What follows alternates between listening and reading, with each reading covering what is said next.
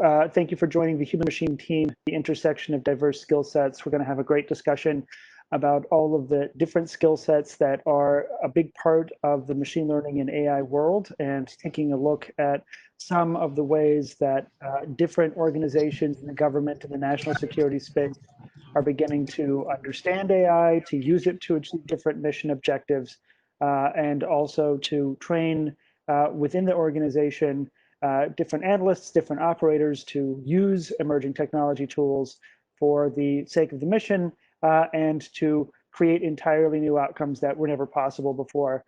So very glad to have all of you here today. Joining me, Brian Drake, Director of Artificial Intelligence at the Defense Intelligence Agency, Jane Pinellas, Chief of Test and Evaluation of Artificial Intelligence and Machine Learning at the Department of Defense's Joint Artificial Intelligence Center, also called the JAIC, Paul Stanley, Chief Scientist at the National Counterterrorism Center, Rebecca Anderson, Assistant Research Professor, Communications Information, Assistant Professor, Communications Information and Navigation Office at Penn State University. And again, I am Patrick Tucker.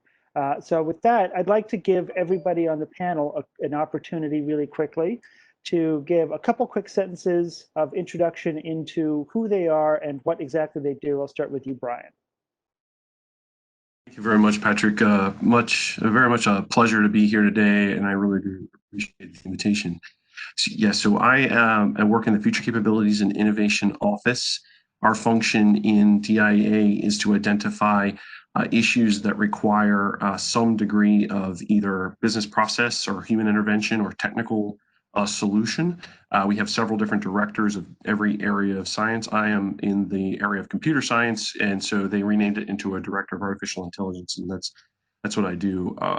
My charge in life is twofold. One is to provide strategic leadership for the agency to identify opportunities for us to meet the defense intelligence mission of the future, and then secondarily, it's that problem solution, trying to find, doing some tech scouting, doing a fair amount of outreach, which is what this activity is about in my job jar, and trying to those folks that are trying to do good for us. Okay, Paul. My name is Paul Stanley. I am currently the NCTC's Chief Engineer with our Information Technology Services Directorate. I've spent quite a bit of time in the technical realm at NCTC.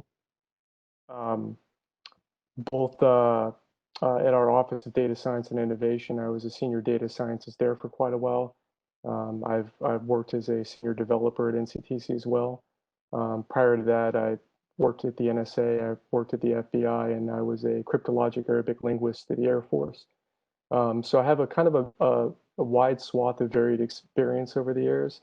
And I think we'll probably get into at some point in this discussion how some of those soft skills that you learn in certain areas of work that you've had in the past can apply to new realms, especially in the technological world. Okay, great. Jane.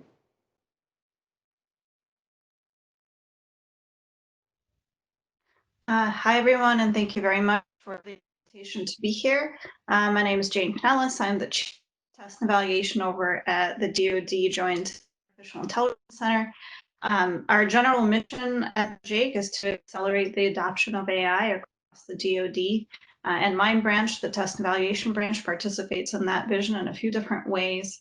JAIC's number one delivery, right? So our goal is to deliver AI capabilities that provide a competitive advantage for our warfighter and end user. And so one part of my job and my team's job is to rigorously test and evaluate the JAIC developed AI according to their mission and ethical requirements.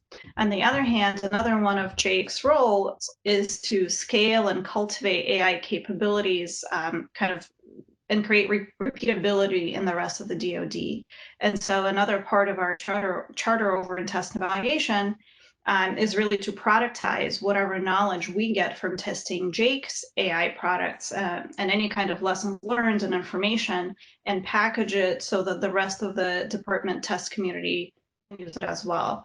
My personal background is in statistics, and I spent over 10 years doing various levels of operational test and evaluation for the DoD, both at the service level and also at the OSD level as well. Over.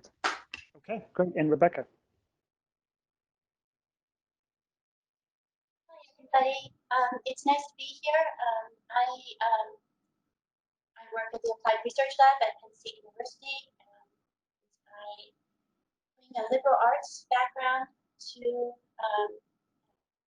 tech intensive projects, focusing on communication, training, documentation, and a range of capabilities.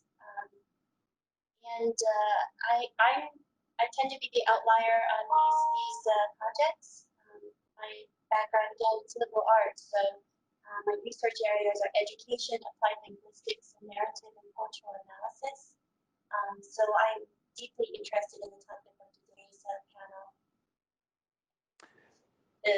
What enables the most powerful interdisciplinary AI collaborations? What we're talking about. Okay, great. So a couple quick housekeeping notes. First, want to thank our sponsor, Esri, who's been putting on these events, leader in geospatial intelligence for the Defense Department, but also for a lot of different organizations, different corporations. You have most certainly interacted with their software, but very likely you didn't notice it. It's running in the background, for instance, of the big Johns Hopkins COVID-19 map that everyone is using. It helps a lot of different organizations figure out where to put things, where to go. So a computerized understanding of the geographical, geospatial world, that's what they do. Longtime partner. And also want to remind everybody that this is an interactive discussion and there's a Q&A tab over in the corner. We want to hear from you. As we get closer to the end of the broadcast, we typically find in these sorts of situations that we have more questions than we can accommodate in the broadcast. We don't have enough time for everybody to get theirs in. So if as yours occur to you, please go ahead and submit them. I want to try and get as many in as possible because so many of them are so good. So keep that in mind. You hear something that seems interesting to you, you have a question that comes to your mind, please use that chat feature, get that question in. So with that, I want to turn first to Brian and tell us a little bit about some new ways that DIA is beginning to use artificial intelligence and machine learning in a way that seemed maybe far-fetched perhaps a few years ago, and that is creating a new reality for DIA in terms of using emerging tools. Well, yeah, a good question. So the thing, when I came into this job, one of the first that I had to do was to kind of figure out what DIA was already doing. So I had a very extensive tour of all the different operations and missions where we were doing things. And so one of the places I first went to was the National Media Exploitation Center. This is actually a DNI activity. That is where DIA is the executive agent. So it is staffed with mostly DIA folks, but it is interagency. So we have, of course, the CIA, NGA, we have a whole bunch of folks that are in there with us. And its mission is to exploit captured media from the field. So when we do a raid, for example, the Osama bin Laden raid, that media that was captured in that particular raid was taken from Abbottabad and then was shipped over to our folks at the NMEC. And in the of going through all those documents, they discovered a number of different very interesting things about future plans that Al-Qaeda had, the perspectives of what bin Laden had, and so forth. They actually won a DNI award for that sort of work. Now, at that time, they had invested in some very rudimentary AI capabilities, but what I didn't know was that for the past 15 years, they have been investing in AI capabilities across the board. So in their particular domain, they've made investments in text recognition technology, object detection, machine translation, audio and image categorization. And what that allows them to do is to go through petabytes of data that they get from document exploitation. And that results in like tens of billions of pieces of data. And if you consider that, we could dedicate all the federal employees and all the contractors in the entire federal government to go through that kind of data, that kind of scale, and we would never get there. But what they have successfully done at the NMIC is they've successfully deployed a capability to go through all of those pieces of data, and they are able to then derive the kind of insights that we got out of the Abbottabad compound and do it extremely quickly. And by doing that, we can warn and alert on things that are emerging threats, or that we know are things that are plots that are coming up, or even mysteries that we didn't understand before. What I found, and I may be biased, but I found that their installation of their capability was probably the most impressive I've seen in government, because of the volume that they're able to take, the kind of insights they can deliver, and then the different customer sets that they serve. They serve analysts that are just doing a query for something that they know that they're looking for. And then they also serve analysts where they don't know what they're looking for. They just kind of have a feeling, or they have a hypothesis that they're testing. And they also service machine to machine work. So where I need to take a raw piece of media intelligence and then take it to something else that takes it to the next level. For example, like in the Maven program, that is something that they do as well. So for me, I feel like that is one of the most impressive things that DIA has got going on right now. Give me a sense of, when you say take media and then turn it into something actionable very quickly, can you give me a sense of the contrast between very quickly a few years ago during the Abbottabad raid versus very quickly in 2020? Yeah, so, and it's nearly the same problem set, because they had already deployed some light automation at that time. So there was light automation used. So it's now generationally gotten even faster. So from before, where it may have to go through data of that kind of size, now we're starting to talk about milliseconds of time. So there's a tremendous return to deliver those insights to our analysts very, very quickly. It's fascinating, and you know, this speaks to, I think, an issue that Paul faces. Paul, when you look at the amount of information out there that might be useful for a counterterrorism mission, and you're tasked with the job of sifting through all of that and understanding the bits that are going to be most relevant to you within a particular time frame, can you give us a sense of, in a general way, the difference between the amount of data that might go into that process today versus a few years ago? It's been, I imagine, just sort of an explosion, right? And what does that mean for you in terms of operationalizing that data and getting to an actual intelligence product? Well, I think looking at it from the perspective of both the counterterrorism perspective, but just government in general, as communication becomes a little bit more prevalent and a little bit easier and a little bit more streamlined within agencies, we're starting to see massive amounts of information flow to agencies that are tasked with consolidating that sort of information from other agencies and trying to figure out key bits of information and distill that information down to something that's consumable by either their agency or others. So National Counterterrorism Center is an example of an agency that works with other government partners and partners from around the world that provide information to us that may have a nexus to terrorism.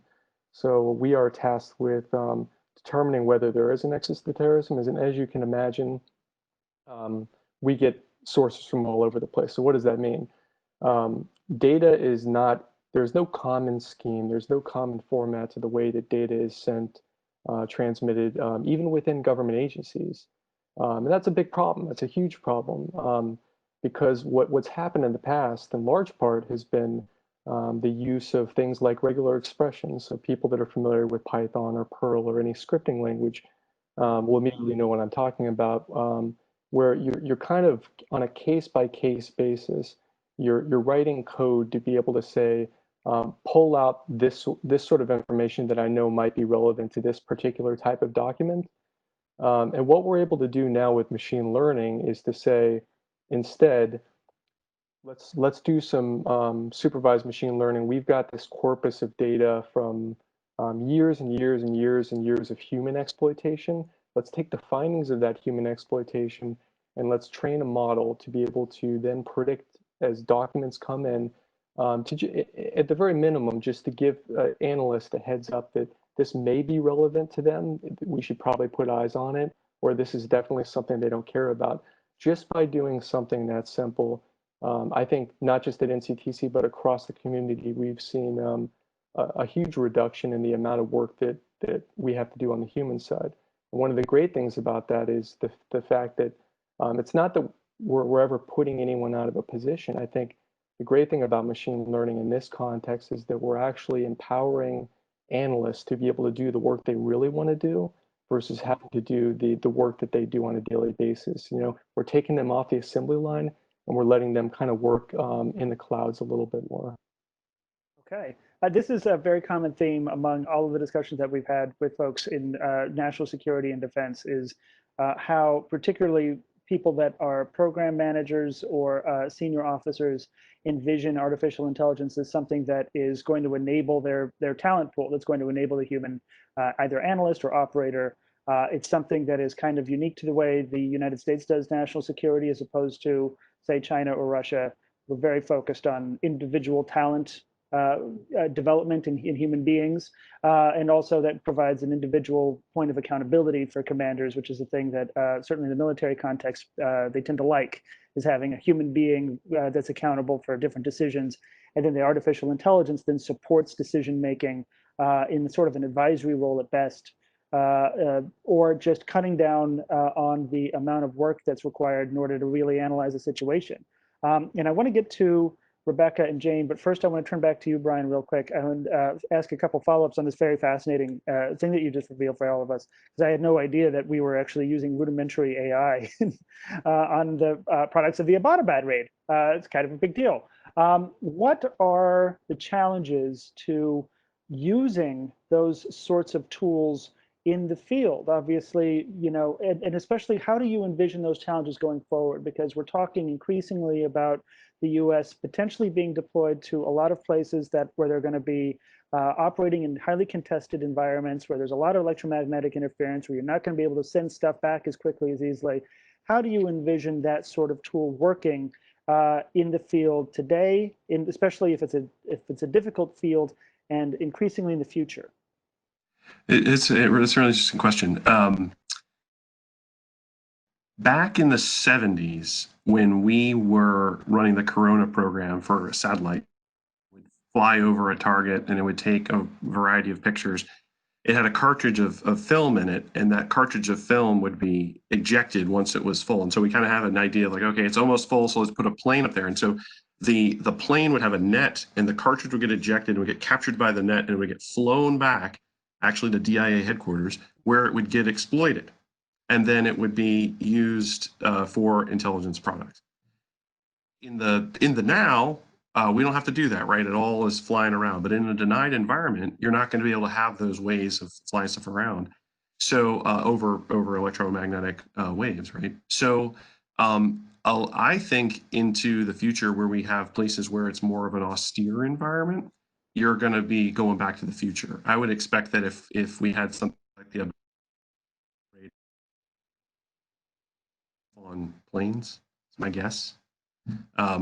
But that's what we would ship back to folks that have the compute power where it is. Now there are folks in the field who are saying they're doing compute at the edge, and that exists. And there's probably other people in other programs that could speak to that with more authority. In our environment right now, that's presently not a focus area for us. Doesn't mean it won't be for the future, but right now it's not something we're focused on. Okay, let me turn to you, Rebecca, and ask you, when you hear all of these things that we're talking about today, where do you see the talent gaps in terms of the workforce? So we've talked about a couple of different things here, all the different data streams coming in that might be useful both for a counterterrorism operation or also media exploitation, the wide variety of different sources that come in. When you look at folks out there that are first getting involved either in analysis work or in operations, that talent pool, where is there a gap between the skills that they've got and the environment that we just described? Can you hear me? Yes. Okay, Yes, we do hear you, Rebecca. Yes. Oh, excellent. Yeah, so what I see as an interesting gap is liberal arts disciplines tend to be sort of on the margins sometimes with some of these really exciting AI collaborations. AI is really pushing us to involve more and more liberal arts disciplines in these projects because it's you know we've always had these collaborations, but AI is really it's more intensive. It's requiring deeper and broader knowledge to develop these capabilities. And so what I'm seeing as somebody who is in the liberal arts and who works on these kinds of collaborations, what I'm seeing is the great strength is the communication. It sounds so banal, it's so obvious, but if I could break it down just a little bit, what you want to happen in an interdisciplinary collaboration, what you want to have happen is you want the team to be able to work together and identify which is, if there's a problem, which disciplinary tool will address that problem. And if there isn't a specific disciplinary tool, then they can work together to create that, a transdisciplinary tool. So how do we get there? What you want to do is you want to have a great communication between these different disciplines. But each discipline trains you, provides a different set of tools, it provides a different language, different narratives, different perspectives, and even more subtle things like the volume at which people communicate and the cadence with which they communicate. So for instance, you may have noticed, and participants may have noticed, that my comments, my communication style may be a bit different from the other panelists' communication style. And so there are a lot of factors that go into that, personality being one, but disciplinary training is actually one of those factors. So for instance, I work on quite a lot of, I've worked on varied STEM collaborations. And what I notice is that when I communicate with my STEM colleagues, I tend to use a lot of qualifiers. I just use one in a sentence, tend, right? I tend to use a lot of qualifiers. And that's a disciplinary training that is common to the disciplines that I come from.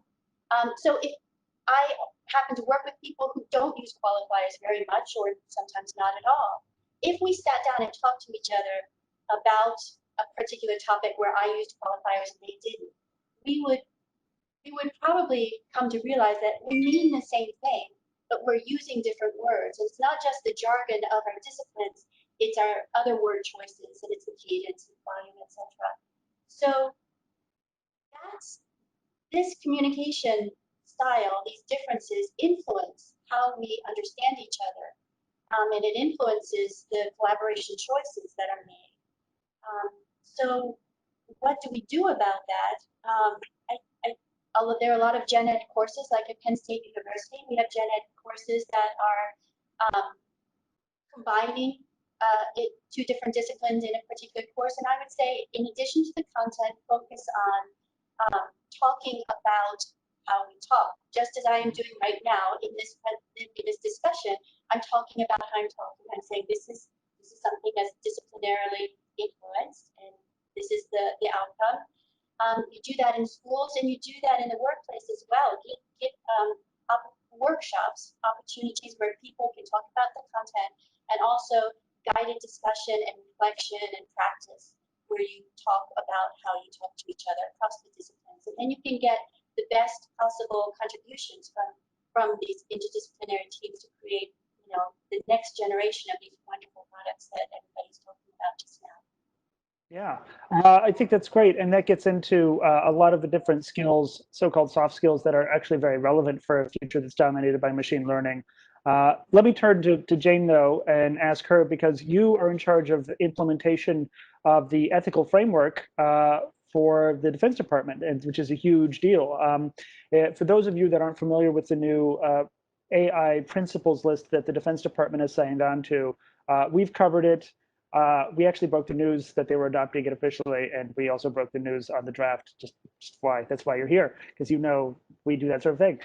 It's a very extensive document. In terms of AI principles lists, it's with the appendices and all, and the appendices are kind of key. It goes to like 80 pages. You can compare that, for instance, to what Google has put out in terms of AI, its AI principles list, which runs 800 words. I think the story that I wrote on the AI principles list in the Defense Department was longer than Google's actual AI principles list. Jane, when you look at that enormous list of not just principles, governance, et cetera, but also what reads almost like instructions on how to build those AI ethics into different programs and activities, what do you see as the biggest challenge, and what are the skills that anyone on a team in the future that is involved in bringing AI in, what skills are they going to need? That's a great question. And you know, this is a very unique time, specifically for, I think, for test and evaluation in the DoD, in that testing against ethical requirements is something completely new to our community. Previously, we've never had to worry about something like this. And the US has a very unique position, right, compared to other countries, because ultimately, if we cannot perform a mission using AI in an ethical and responsible way, then we will not use AI for that mission. We may not be able to make the same statement for our adversaries, right? So, and I found it interesting that even the way you worded it, you said you were responsible for implementing the ethical principles. And the truth is, at the JAIC, we're all responsible for implementing them. That's the training that the JAIC is giving us, is that everybody inside product development and anybody inside our missions directorates, we're all responsible ultimately for developing these products, AI-enabled systems, in an ethical way. At the JAIC, we're just finishing up our first responsible AI champions pilot, for which I was one of the guinea pigs, where all of us from various parts of the JAIC kind of got together and had to go through many, many hours of reading and training and talking to each other and looking at case studies, et cetera. It was prepared for us by Alka Patel, who's actually our chief ethics officer at the JAIC. And so we're all going through extensive training. For me, as a tester, when I read the principles, I think one of the biggest challenges is that, by definition, kind of T&E has been very quantitative in the department previously. And by the same definition, the ethics principles are written by people who don't think in these quantitative terms as much as we do, right? And so I think our first challenge that we're going to take on is translating those ethics principles into quantifiable objectives that we can test to, right? Because the job of test and evaluation is to create that risk space and to tell our leadership that, if you feel this system today, this is how much risk you're taking in all these various parts of the system, and ethical requirements is one of those parts. So we'll have to take those ethical requirements, which again, are very non-quantitative in nature, and translate them into something that we can test objectively and credibly.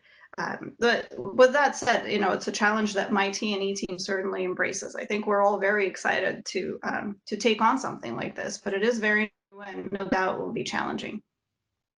Okay, yeah, I think that brings up something really important because I'm familiar with the AI principles list. And for any of you out there that's looking to implement an AI program into your activity, whether you're a contractor or do any work with the Defense Department, with the intelligence community, or just you're someone out there that might be involved in bringing an AI program into your work somewhere in the future, this list is kind of going to set industry standard in many ways because it goes so much further, I think, than anything that has emerged out of Silicon Valley. And it goes much further out of necessity because the stakes are a little bit higher. So this question of how to take ideas like data governance, ideas like responsible testing, and turn them into things that can be effectively quantified, as you say, it sounds enormous. And so it sounds like, would you recommend, by way of a skill set that should be at this point kind of common core for everybody, a basic understanding of statistics? Is that something that's going to serve, do you think, basically anyone involved in AI in the future, even if it's only a simple understanding? Yeah. And by this regard, in that a basic understanding of statistics will serve everybody well in general. As we read the papers today, and as we read about COVID-19, for instance, a basic understanding of statistics is something that enables you to know when to panic and when to move. So I do think those quantitative sciences are really important, but I also think especially coming to this intersection of ethics and T&E, I agree with Rebecca, and I think it's the interdisciplinary collaboration that's really going to help us here. It's hard for me to imagine any one person with a set of skills that would enable them to both, take in everything that our ethicists are doing, and these are people with law degrees, right? So I can't possibly imagine achieving kind of their level of competency in this, and at the same time, when we're talking and we're educating them on how we usually think about test and evaluation, it has to be an interdisciplinary team. There's no way that I think any one person can take that on at the moment. Okay, so let me turn to you and ask you. You have kind of a eclectic, but also eclectic background as a linguist and also doing this work with machine learning. What do you see as the hard skills and the soft skills that are going to be most relevant to this new era?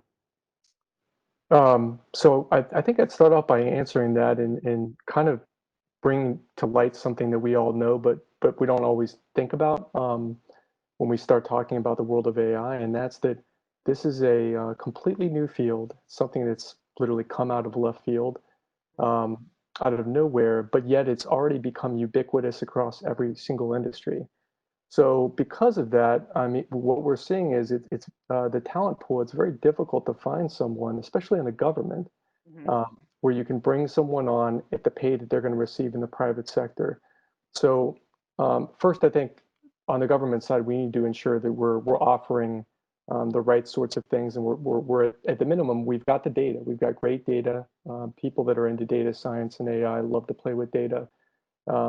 But we also need to bear in mind that we need to make sure that we are offering the other things to these people, like an environment that allows them to really thrive. That some different agencies maybe haven't quite gotten there yet. I think as far as hard skills are concerned, as you mentioned earlier, a basic understanding of statistics is something that can kind of get you headed that direction. Mathematics is something that you'd want. Me personally, my background, I started off learning Arabic, as I mentioned earlier. I ended up getting a bachelor's degree in natural sciences and mathematics. I went over a different route and got an MBA. I wanted to get something very generalized. And then I ended up working as an intelligence analyst and as an intelligence collector, and kind of moved over into the technical realm only by the necessity of my job. So I ended up having a job where some of the work that I was doing, I identified a bunch of different ways that I could streamline some of this work. And that's what got me involved with scripting. So I started learning programming languages. And I will say that having learned a foreign language in depth and knowing it very well, I feel like that gave me a huge head start in learning a programming language. Programming languages kind of came natural. They're much easier. There's much less syntax to understand. Everything is very logical. Any of the disciplines that you'll learn in college that really lean themselves towards the understanding and the use of A plus B equals C, anything that happens to be a very logical, not theoretical discipline is something that I think translates directly into anything involving coding. When you start talking about AI specifically, and I'm looking at this from an intelligence community perspective, but we can kind of expand that out to the government.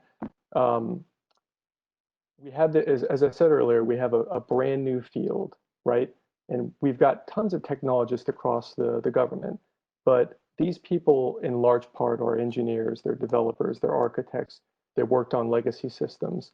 What I'm noticing is there are not a lot of people um, that are long-term technologists, so folks that have been around for 10, 15 years that are jumping headfirst into the world of AI and machine learning. And so what we're ending up doing is we're pulling a lot of our talent directly from college, which is a great thing. I mean, I think that's great for everyone. They've just learned it; it's fresh in their mind. So they've got a little bit of the hard skill experience, what they're lacking coming directly from college, and they learn this, but it's an understanding of A, the workplace, and then B, specifically for the missions that they're working, what do people actually care about? So it's easy to come from a background of college data science and think that you can jump right into solving problems for the US government. But what I'm seeing is there's a little bit of a learning curve. You have to really spend a little bit of time getting to know the jobs of analysts, and that takes a lot of work. You know, you may have to sit down and side saddle with people and learn exactly what they're doing. And then once you've kind of got a consolidated understanding across your agency, I think then you're ready to start brainstorming and doing stuff in the AI realm directly as a data scientist that's coming directly from college. So I guess in summation, I would say that from the soft skill perspective, you really have to learn how to collaborate with people.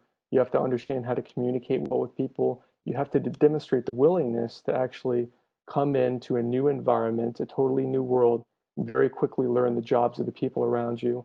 And then for people that are existing technologies that are looking to jump into AI, ML, a lot of them are really lucky because they have a base of coding already. Mhm. It's a totally different realm when you're doing work with AI. So they have to be willing to be kind of, for lack of a better term, the old dog that actually does learn new tricks.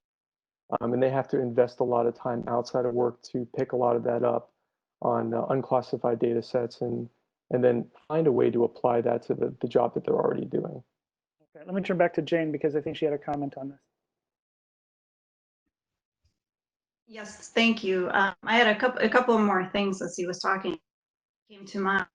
One, one of the skills that I think we've kind of missed as we're talking about this is human factors type skills, right? So even the title of this session is the human machine team. And as we field the technology, one of the biggest things to evaluate is the human machine team together and the human system integration piece of it.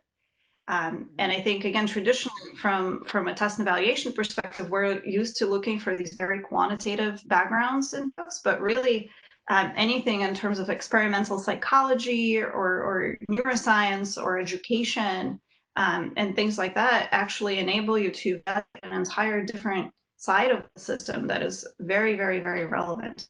And then another thing that I'll mention in terms of soft skills, and again, this is just my bias as a statistician, I think, in this industry, the ability to explain technical issues to others, right? Mm-hmm. So inevitably, we tend to, in quantitative sciences, we're not necessarily known for being great communicators with people outside of our discipline. And we're right at the JAPE, right? We're right at the core of really, really exciting and complicated technology, and an operator who needs to understand exactly how this technology works and what the limitations are.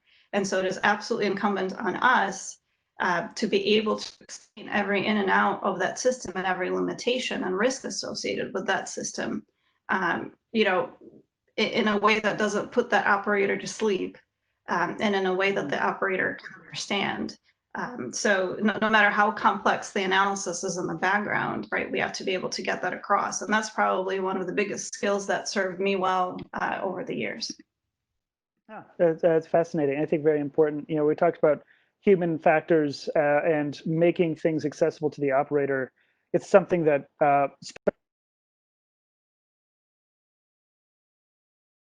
guys that are like behind the wire that have to be able to communicate with drones and things with nothing more than haptic interfaces like their hands or eye flicks. And the rest of us are going to be in some other space where we're going to be in this position where we have to convince a program to understand us, or we have to take the outputs of a process that is crude and mechanical and turn it into something that's logical and also has some qualitative feature to it. So it's a huge challenge. We've got a lot of questions that have come in, and I want to feel free to comment on that or anything else that we've talked about so far. But I want to get to these great questions. The first, National Security Commission on Artificial Intelligence released a white paper today on the role of AI in pandemic response. How do you see the technology being used right now and in future pandemics? I think that's fascinating. Anybody, jump ball.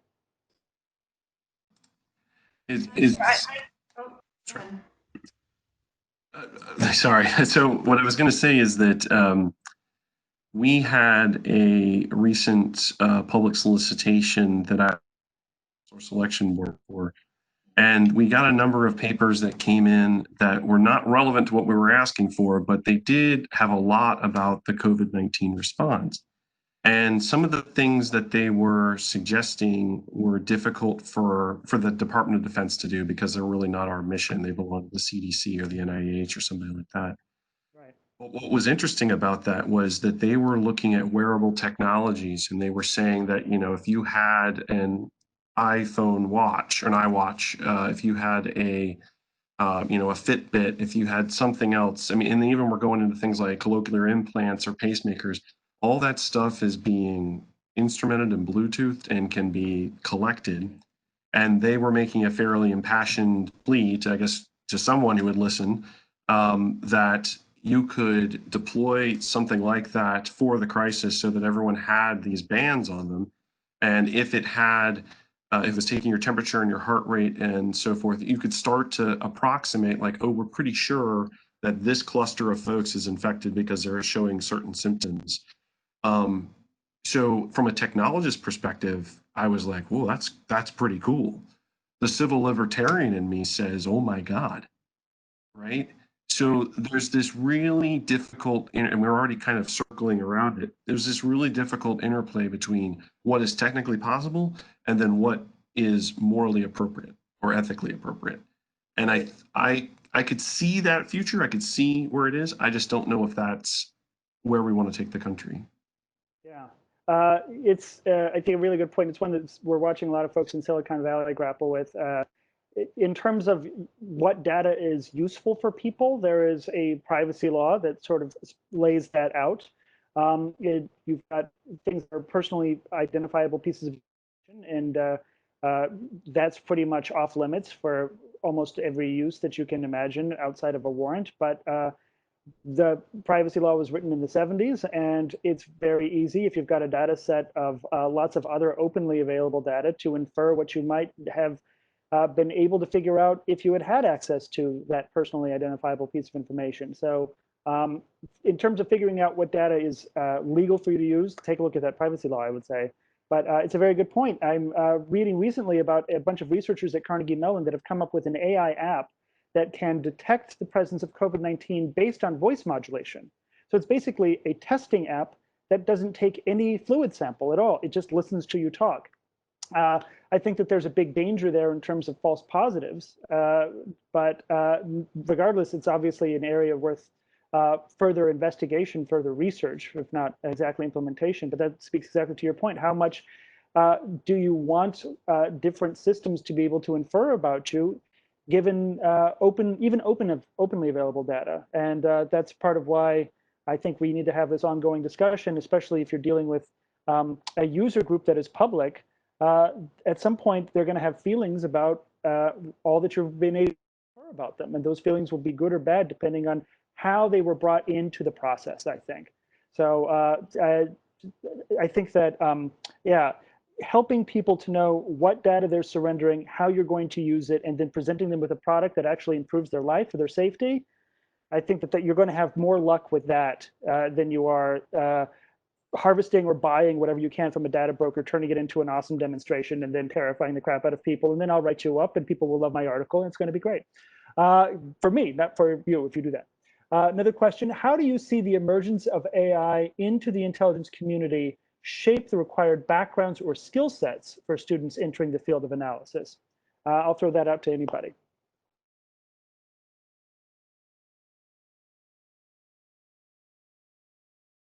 Oh, you did spend a lot of time learning Arabic. Do you think that you would need to learn Arabic again?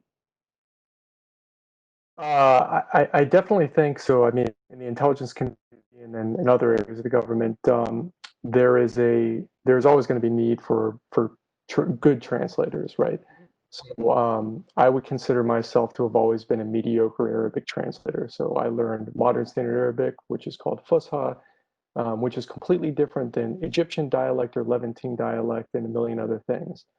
Um, you're often going to have colloquialisms in language, and I don't see at any point in the near future things like foreign languages being usurped by the AI machine translations. But I do think that that folks that are coming on board as analysts, they're going to, I think, be focusing a lot more as a result of AI on analysis than they actually are a lot of the stuff that they're doing right now. You know, I've worked at a couple different agencies at a variety of different jobs, and I would say that as an analyst, maybe 15 to 20% of the work that I ever did really got me going. You know, I felt like I was doing the analysis that I was it was in my job description, I guess you could say. And the rest of the work was, you know, a lot of work surrounding that. It could be briefing people, it could be writing papers, it could be digesting information, it could be searching for things, it could be consolidating things. So much of that work that I just listed out falls within the realm of things that could be automated to some degree. So I think the big thing is going to be with the intelligence community, finding ways to automate the presentation of information to the right people, and then finding ways to automate the communication of that information out to other people that should also see it. Having a couple, not more than a couple, but having very intelligent folks that are in the middle of all of that, making sense of it and making human judgments on top of the automation that's occurring.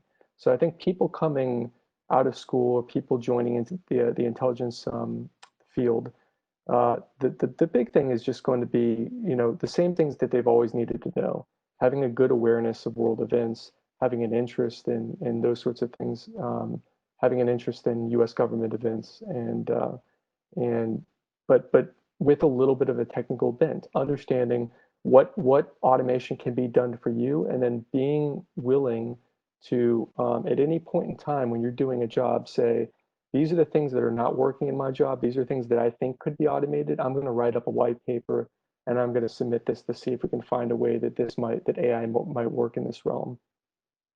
Rebecca, do you have anything to add on that real quick?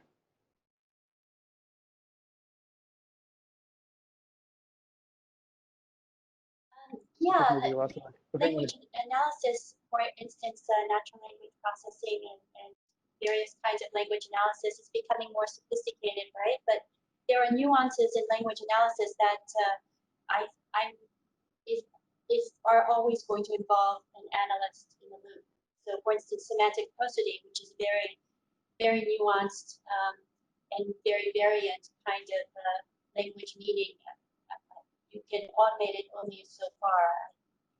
It's not going to be fully automated. So it seems that we're moving toward achieving low-level functioning with AI that is going to free up people to do higher-level skills and tasks rather. That is going to require them to be able to assess what they're getting from the AI, make sure that it's reliable, and discuss with each other. So it really goes to communication and critical thinking skills. Yeah, very good point. Recently, we sat down with Eric Schmidt, former CEO of Google, and we asked him what the biggest area for AI is in the next few years in terms of how quickly it's going to evolve, and he picked machine translation. But of course, machines don't have any experience of having an interaction on the street with any individual. So that nuance will be missed, that familiarity won't be there, and the way people actually talk is going to remain a mystery to anyone that hasn't actually talked to a person. So with that, I'd like to thank you all for this insightful conversation. I'd like to transition now to Ben Conklin from Esri, our underwriter, give you a quick closing presentation. So Ben, take it away. Thanks so much, Patrick. As always, this has been an amazing panel discussion. This series we've actually has been going on for nearly almost 2 years now at this point. Actually, it's pretty interesting to me. And each time I feel like we keep digging deeper and deeper into this issue and this question of how do we actually enable this human machine team. And I think when we first started this panel and these discussions on a regular basis, a lot of the reason behind it was this idea that we felt, and I still feel it's true, and I think everybody today would concur, that there's still this gap between AI and the analysts and the ability to use and leverage and realize the promise of AI. I think that gap is definitely closing. I think some amazing work that's being done out there shows us that it's there. So one of the things I just like to start with when I think about this is this, a lot of the kind of news and buzz around AI when we first started diving into this was these cases of, things like OpenAI versus Dota 2 or AlphaGo versus Google and Watson versus the Jeopardy champ. And were very exciting and novel. It was really showing us, ideas and promise of AI, but really not solving any real challenges. And so we created this series to really talk about the idea more of this AI human machine team. And the way that I like to think about it is, in the future, and I think actually even somewhat today, this idea that the AI is now a team member. It's a teammate in these multidisciplinary teams. And in many ways, I like to think of it kind of like this little helpful robot, like in the Jetsons model, where it takes out the trash or it feeds the dogs, or really what it's doing is helping remove some of the burden on the maybe really hard, complex tasks in terms of large volumes of data, maybe hard in terms of pattern sorting and shifting. It's helping to reduce the friction between an analyst and the data, and it's helping to improve their ability to deal with more data. But at the end of the day, I think, and again, hearing a lot of this today on the panel, this idea that humans are still really able to do things like make connections, understand causes, deal with issues like ethics, tell stories, communicate. So that idea of these kind of soft skills and hard skills that kind of bring together is really what's needed. And I don't think anybody can really see a future where AI is really able to do those types of things effectively or in any way, in a useful way. So why do we see this trend now? Why has this started happening over the last couple of years? It's because we see, increasing volume of data, and increasingly this data has connections to it. We have this cloud computing, and we have improved algorithms that are more accurate. And part of where we see that happening and why we have all this data is this idea that we're making our lives and the world around us digital, or what's often called a digital twin of the world. And I think this is just growing and increasing. And we see this idea both in people and their human activities, but we also see it in cities and in the natural world and in the environment. And we like to think that data really has a better idea of how to be used in this world, of how to be leveraged and organized. And of course, the way that I like to think about it, coming from Esri, the leading software company in geography, is that we can really think about and understand data using space and time. So all activity happens in a place. So a location happens at a time, and using that as a way to organize and integrate data is very useful. Helps us provide context and content to this data. It can tell us a lot about what is the contextual environment for the data, and it can also tell machines that contextual information to help improve the knowledge and inferences that are being made from data. And ultimately, it can help us support decision making, to communicate and collaborate in support of a decision making process. Bring in multiple variables, testing different theories, and modeling different outcomes. So what we see as the key challenge in this human machine team is really this idea of how do you connect analysts and AI. And I love the discussion on this future human interface and the user experience and the needs really there.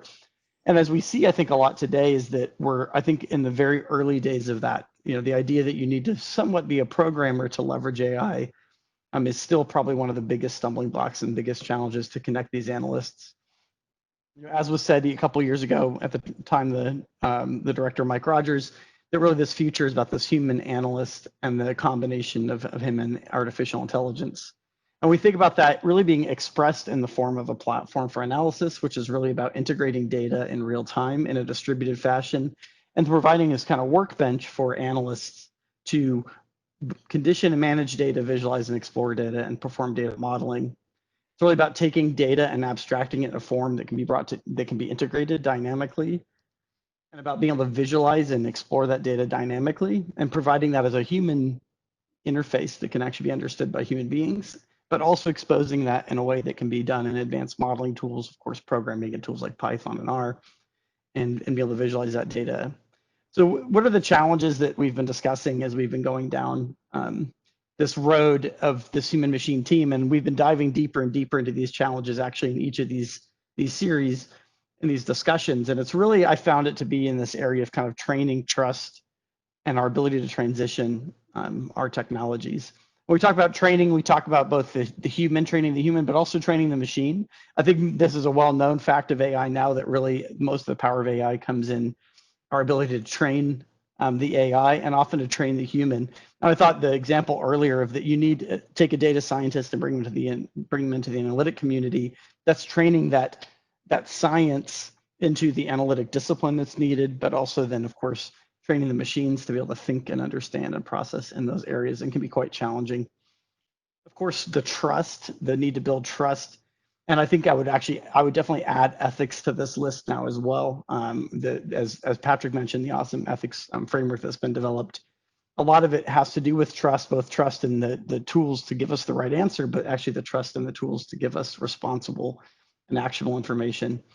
And then finally, I think the consistent challenge will be this need to transition technology. So a lot of advances are going to happen in the AI world. In the commercial space, trying to make this technology be able to be applied to the national security challenges is always going to be hard to do.